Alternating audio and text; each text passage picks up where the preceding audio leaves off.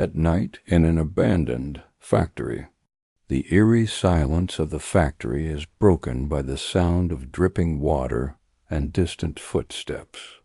We see a dimly lit figure in a tattered bunny suit lurking in the shadows. It's the Easter Bunny, and the quiet town of Willow Creek prepares for its annual Easter celebration. As children run around excitedly hunting for colorful eggs. As kids are picking up eggs, the eggs start to glow a hot red and start to burn. The eggs start to explode without warning and kids scream. The grassy field starts to burn as more eggs explode. Dirt flies at the residents of the park and the grass burns. People are screaming and the park turns into havoc. Most of the kids threw the eggs from the heating of the eggs, but some kids have bad wounds from the eggs' explosion. These eggs send townsfolk running for cover. Jessica wants to uncover the truth, why the eggs were exploding. She heads home and sees a mysterious package. Inside the package is a note written in blood that says, "He's back." Jessica starts doing lots of research looking for exploding eggs, until Jessica looks at the package next to her, and she looks at the white, bloody Easter Bunny suit. Then Jessica gets an idea to go into a rabbit hole of Easter bunnies. She searches up the Willow Creek Easter Bunny, and Jessica gets results. Lots of results. At night, Jessica delves into her town's dark history. Jessica enters her town's museum, named The Forgotten Past. As she searches, she starts looking around the museum. She finds a tall brown glass cabinet. She opens the cabinet and spiders and roaches run away. Jessica gets scared, for a second thinking someone might find her. She looks at the relics and sees a few old pieces of papers, maps, Easter egg hunt maps, an old book called The Dark Matter, monster hunting books, evil Santa Claus notes, and a brown wooden box filled with money and gold and rings. Finally, she takes the Easter Bunny hunting maps and the Easter Bunny scrolls, and she closes the cabinet, leaving everything the way it was, and Jessica runs out of the museum. After the museum, Jessica rushes home in her car. As she gets home, she starts uncovering tales of a vengeful Easter Bunny who has been secretly and carefully watching Willow Creek, waiting for the time to strike. She continues reading and reading. As she reads, a storm comes, but Jessica doesn't mind that. She needs to find out about this Easter Bunny. She continues and continues and continues. As lightning strikes a power box, the town and her home gets a power outage.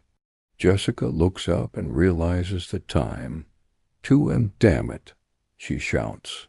She has a weird vibe like someone is watching her, but she ignores the feeling and goes back to her dining room table and continues doing research. The more research Jessica does, the more information she takes in. She starts writing things down in empty pages of the old Easter Bunny book she found at the museum. She looks around with her candle and sees nothing. Armed with this knowledge, she sets out to stop the madness of the Electro Easter Bunny. But Jessica says to herself, "That's enough research for today's time to go to sleep." As she blows out all the candles, as she has a cup of coffee, she starts to look over her work for one last time before work. Jessica's confused but determined to know how to stop this Electro Easter Bunny. After she finishes her coffee, she quickly grabs her keys and heads back to the park. As she comes back to the park for work, she meets up with Bobby. Bobby starts talking. "So, Jess, how was your Good Friday? You do anything?" As Bobby talks, Jessica is watching the kids run around the grass again. Jessica says to herself quietly, "I wish I had a kid." Bobby turns around and says, Jess, did you say something? Jessica turns around and replies to Bobby quickly. Nothing. Everything is okay. Bobby, are you ready? Bobby nods and says, going live in 5, 4, 3, 2, 1, action. Jessica takes a deep breath and says, good morning, ladies and gents. This is Jessica Lay, your youngest and most favorite reporter. Like always, today is bright and sunny. Not a single cloud in the sky. And don't worry, the exploding Easter eggs are gone today. This is Jessica Lay, and as Jessica was talking, something caught her eye. A shiny, silver, glowy, green-eyed Easter bunny staring at her behind Bobby. Jessica is confused. Time starts to slow down for Jessica as she continues staring at this strange Easter bunny. But Jessica realizes something and it clicks. Jessica? Jessica? Jessica. Bobby shouts, wait, what I got to go by Bobby E. Jessica says. Bobby sighs and says, there she goes again, that beautiful angel. Jessica rushes to her car and drives home. She enters her house and rushes to her dining room table. She sits down and starts doing the most research she has ever done in her life. And she starts writing many things down in the Easter Bunny book. But it turns dark, and Jessica says to herself, I'm ready. She stands up and looks at her backyard door. She leaves her house and enters her black BMW and drives to a laboratory she found out about. She steps out of her car and walks into the forest. She enters the large laboratory gates with a flashlight and weapons in her purse, such as a gun, a pocket knife, a taser, and pepper spray. As Jessica walks around the factory, she hears strange whoosh noises in the shadows of this factory, until Jessica stops and points her flashlight straight. She sees him, the Electro Easter Bunny, a sinister figure wielding egg bombs in his gloved hands. His left gauntlet has a flamethrower, a small gun that can shoot lots of rounds, and a small control panel for his standing glider. His right arm gauntlet has a grappling hook, and tons have other small gadgets. Jessica looks at the Electro Easter Bunny while he's standing on his green standing glider. Welcome, welcome, welcome, the Easter Bunny says in his twisted voice.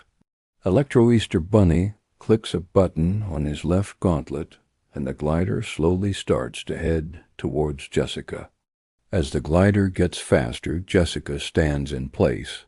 The Easter Bunny's glider gets faster, and he swoops to the side. He clicks not her button on his left gauntlet, and the glider swooshes around Jessica. Jessica is confused and tries to keep eye contact with the Electro Easter Bunny. The Easter Bunny starts throwing the Easter egg bombs, and they flash red until they explode. An explosion occurs, and Jessica crouches for protection. The Easter Bunny shoots his grappling hook to a pipe in the factory and gets off the glider. The Easter Bunny lowers from his grappling hook and walks toward Jessica.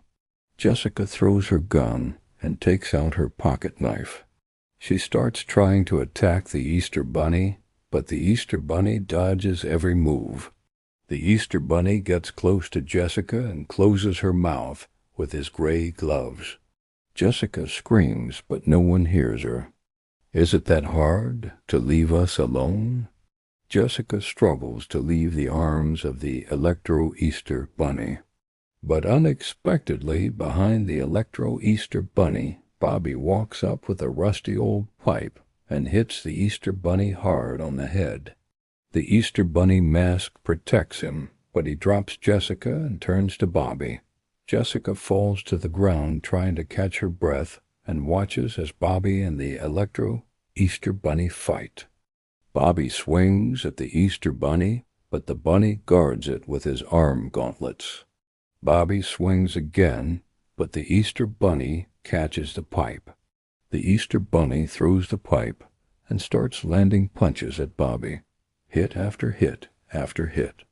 Bobby takes a beating. He's covered in bruises, with a black eye, cut lips, and blood for spit. Bobby falls to the ground, and the Easter Bunny is getting his flamethrower ready, until Jessica comes from behind and stabs the Easter Bunny with her pocket knife. The Easter Bunny screams, and Jessica helps Bobby up, and she helps him to the large factory gates. The Electro Easter Bunny watches them, yelling in his twisted voice, "This won't be the end. We'll meet again. Jess." As Bobby and Jessica walk out of the wood to the sun rising up, Bobby and Jessica enter her car. They sit down in the car and breathe. Jessica looks at Bobby and kisses him on the lips. Bobby asks, "What's that for?" Jessica replies, "For saving my life." Bobby and Jessica smile and share another kiss. After that, Jessica starts her car and starts driving back to the town, but she is unsure if Legend will be back in Willow Creek, or how Bobby came to help her.